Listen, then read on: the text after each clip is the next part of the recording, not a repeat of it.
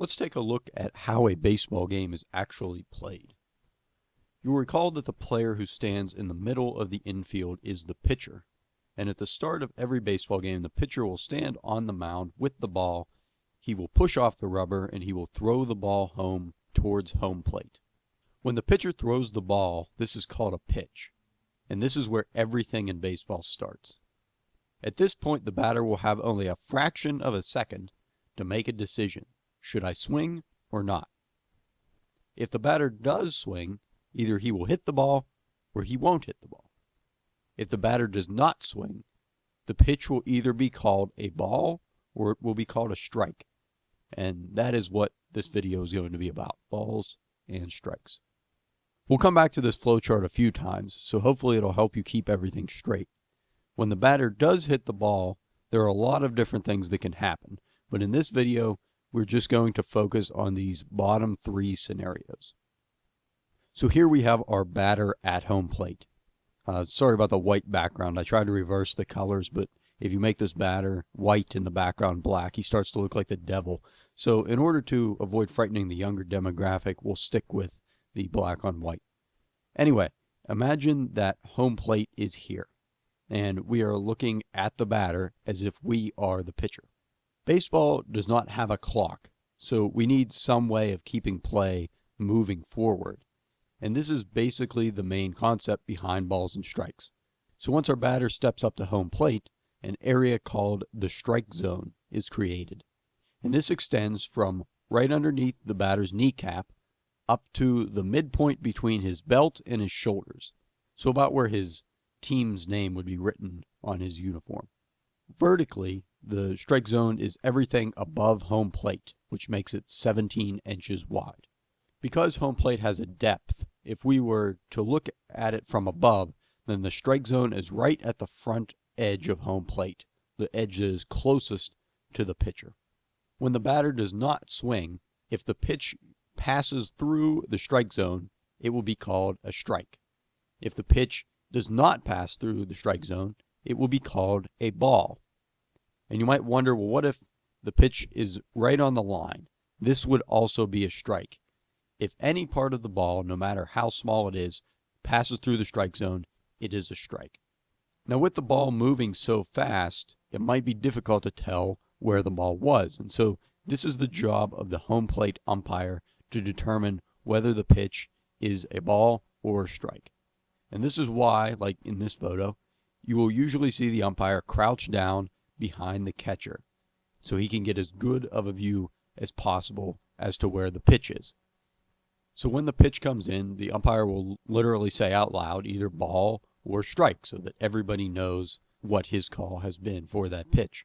And usually for a strike, you might even see him point out to the side, make some kind of hand motion to signal that it was a strike. So the only way that a pitch can be a ball is if the batter does not swing at it and it does not go through the strike zone. There are a few ways that a pitch can be a strike. The first one we just saw, if the batter does not swing and the pitch goes through the strike zone, the umpire will call it a strike. The second way to get a strike is if the batter swings at the pitch and misses. And the third way is if the batter does hit the ball, but it goes foul. So remember that everything outside of the foul lines that run down the first and third baseline is considered to be foul territory. So if the ball is hit into foul ground or foul territory, this is called a foul ball, and it will count as a strike. Let's jump back to our flow chart, which appears to have grown since the last time we saw it. And we'll see here what we just looked at. Not swinging at a pitch can result in a pitch inside the strike zone, which would be called a strike by the umpire, or it can result in a pitch that was outside the strike zone, which the umpire would call a ball. If you swing at the pitch and miss it, this is a strike as well.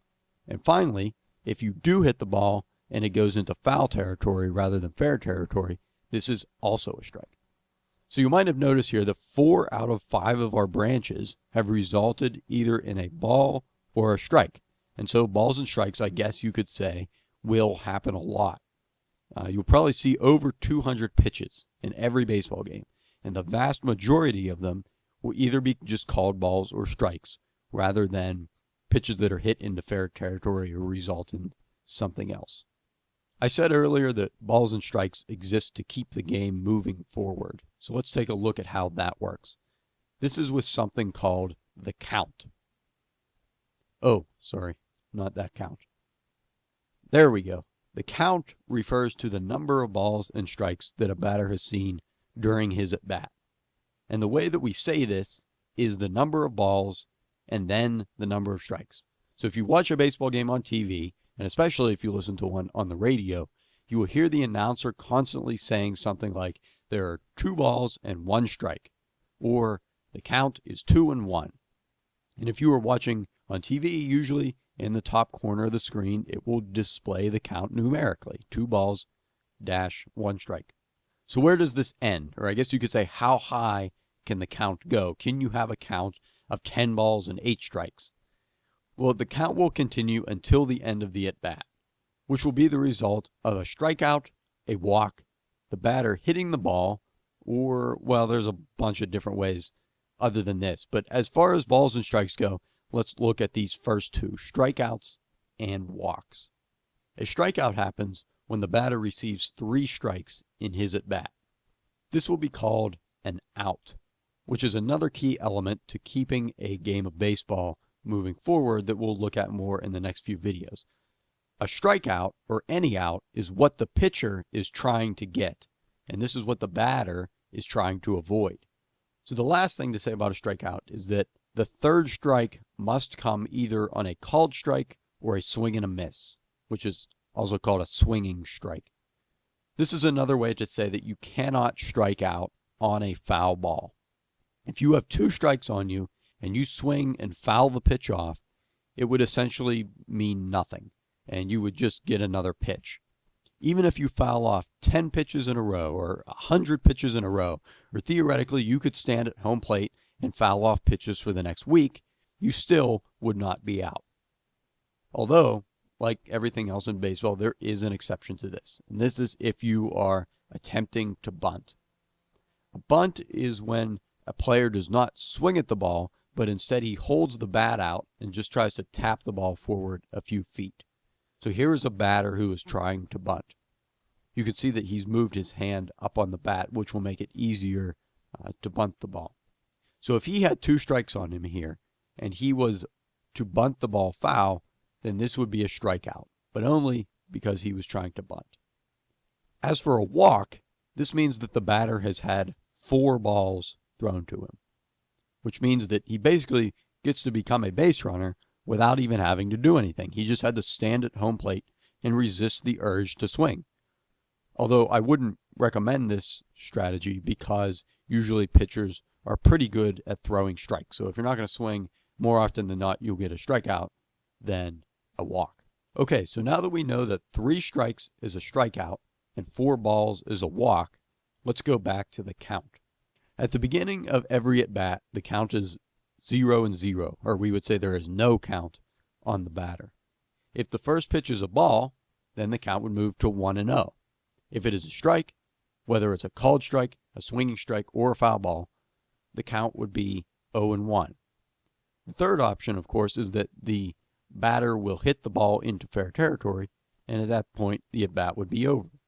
If he does not hit the ball into fair territory, depending on whether the first pitch was a ball or a strike, the count could either move to 2-0, to 0-2, or to 1-1, 1 ball and 1 strike.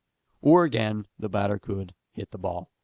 So I think you can see where this is going. The batter can end the at-bat by hitting any pitch into fair territory, or he can continue taking balls and strikes until it reaches 3 balls and 2 strikes, which is what we refer to as a full count. Why is this called a full count? Well, the next pitch, if it is a ball, the batter will walk. If the next pitch is a strike, it will be a strikeout. A foul ball, again, a foul ball that the batter swung at and not bunted, will not end the at-bat. And this is why, or at least one of the reasons why, as you may have heard, that a baseball game could potentially last forever. Or finally, of course, the batter could hit the ball into fair territory.